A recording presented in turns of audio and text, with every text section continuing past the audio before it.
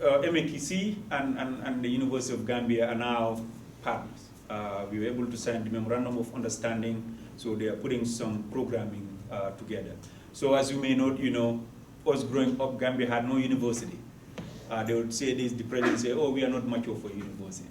So it's a very young, even academic institutions that we have there. So any relationship will help them have a better direction as they move forward building their institutions and stuff like that. So I would say if there's any opportunity within the African Study Program or any other domain within the university to connect with them. Global health, for example, healthcare services is a big challenge. At least here you have the infrastructure. Now we may talk about staffing. If you want an appointment now, it takes you a month to get in. In Gambia or many parts of Africa, the infrastructure in the first place is a problem. That's why we work with the Wisconsin Medical Project to send shipments to Africa with beds and things like that. But also I was telling you that I met with the Global Health, one of the guys who visited Gambia not long ago. So looking at opportunities to just, you know, so you may have a scanning machine here. In Gambia, I don't know, they even have maybe one X-ray machine. Imagine a whole country of about 3 million people. Just one X-ray, sometimes you come, it's broken.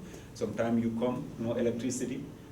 So how do we really, and I'm sure the university hospital retire this, you know, after they serve for a certain number of years. It's just policy that, you know, after certain years, you retire this or at least rebuild them. One thing we are doing with the city, at least I would remember, was trying to get them ambulances. And so what they do with the ambulances here, they serve for a good number of years and then they retire them. Just before we changed mayors, the fire chief was working with us to get them an ambulance, but that all, you know, disappeared. But you know, there are tons of ways that we can really support each other. And like I said, it's not just giving. We have a lot to give. Sometimes you think that is little or something, but just understanding each other's culture in the first place is a huge thing, in my opinion, in terms of this global village that we all have to now, you know, understand better and be able to navigate.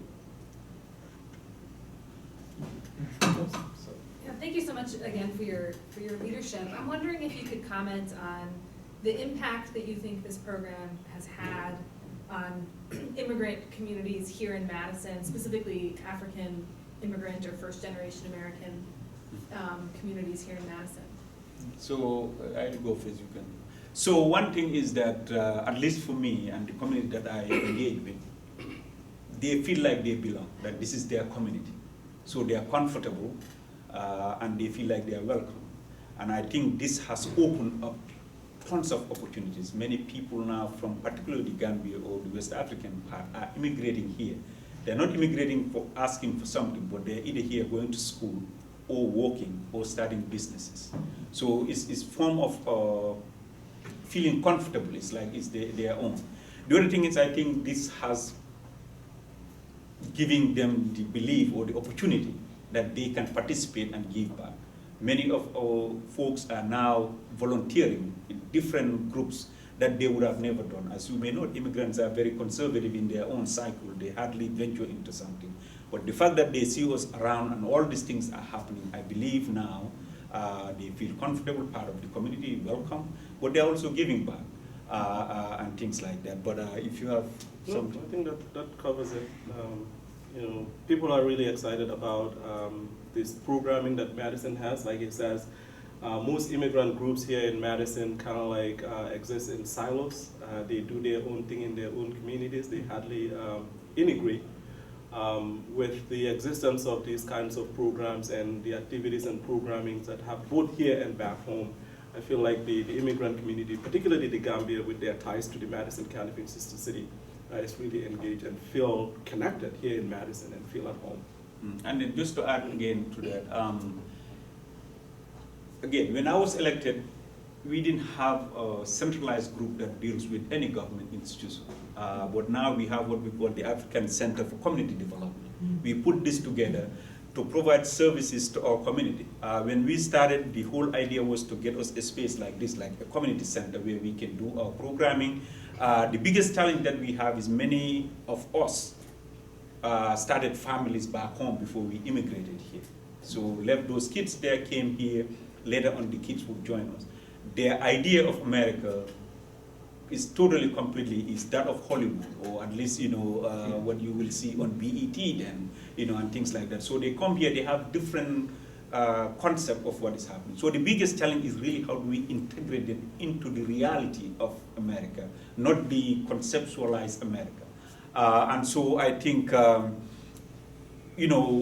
having institutions like the African Center for Community Development is a good thing. When I was first elected, we didn't have one. So I, again, invited the African and said, we need this kind of stuff. Went to the city. We couldn't get a community center, but at least I was able to connect them to an extent. They got started with the city. They gave them $25,000 to get started on programming with the Guzman Community Center.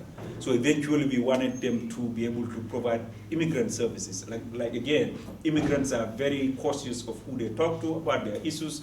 So now they go to our own people and talk to them about migration issues, but many other issues, housing and stuff. So now at least the city is giving them up to $300,000+ to do this programming. So there's a lot that comes out of this, and it makes the community better, much more trusting of each other, but also participatory in terms of some of the community services that are needed out there. Thank you so much. Yeah. This is really interesting. Thank you.